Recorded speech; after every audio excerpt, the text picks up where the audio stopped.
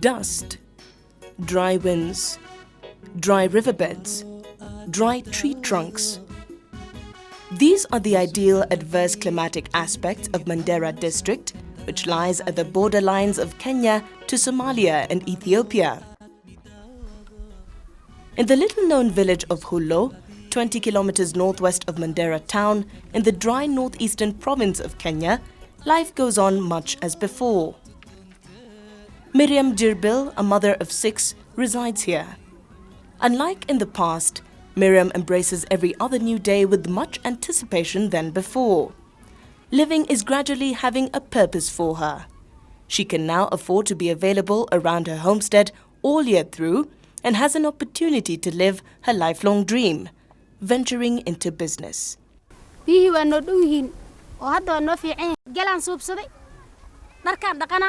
waalashaan dhaqana ilmahan raashin u karsana intaan ku nafaasa waa qabaysana dantaydaan wadana. Just like Miriam, the Somali community residents of this village in the drought-stricken Mandera district have something to make them smile. They have water that can last them more than 8 months, courtesy of an intervention by a local non-governmental organization working within the district, Rural Agency for Community Development and Assistance, Rasida. Past memories, though, are yet to be bygones to this agro-pastoralist community. The community is slowly emerging from a grueling past that has cost them a lot. Drought has become a way of life to them, with every successive drought having worse effects for them. Death of their only household capital assets, livestock, because of lack of water and forage. When we have drought situation like when we had in 2006, we had almost all our animals dying. 60% of the livestock actually, we lost them to droughts. And when you lose your livestock, which is actually the whole basis of your livelihood, then it means actually people will be displaced, people will be reduced to begging. Specifically, the northern parts of Kenya are characterized by harsh climatic conditions, unreliable and unpredictable weather patterns, and general remoteness, with the populace commonly exposed to frequent natural disasters, more so droughts and floods. Though faced with other challenges, ranging from high levels of unemployment and illiteracy to severe food insecurity, recurrent disasters like drought have impacted negatively to the community's lives and livelihood systems.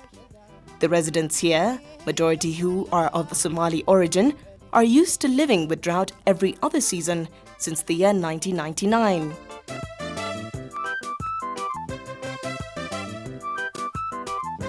It is against this background that Rasida exists, working with pastoralist communities in northern Kenya, with her overall objective revolving around drought mitigation and strengthening the capacities of locals to effectively manage and face future droughts. Rasida started the year 2001 as a community-based organization, and actually it was formed from the community-owned needs as an agency which was trying to link between the community and outside people like the government and even local NGOs by then. And with time, actually, this initiative grew and more people actually joined the initiatives.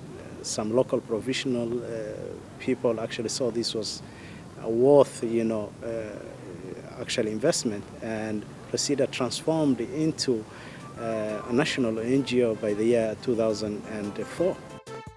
Rasida focuses mainly on 5 project areas, namely water and sanitation, dryland farming addressing food insecurity, natural resource management, emergency interventions, and capacity building for the community members.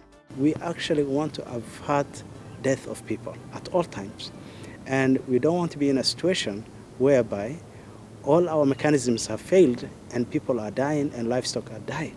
people can live with the drought. That's one thing we believe, only if it is managed properly.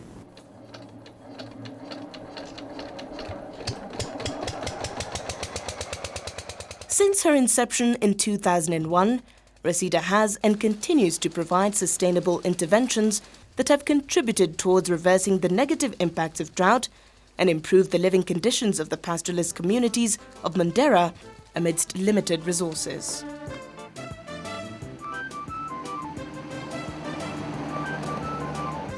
Rasida's starting point for any of her interventions is always a meeting with the would-be beneficiaries, and thereafter a needs assessment is conducted. Communities come up with the necessary things that they need in their life, and then we try to out-resource how to help them.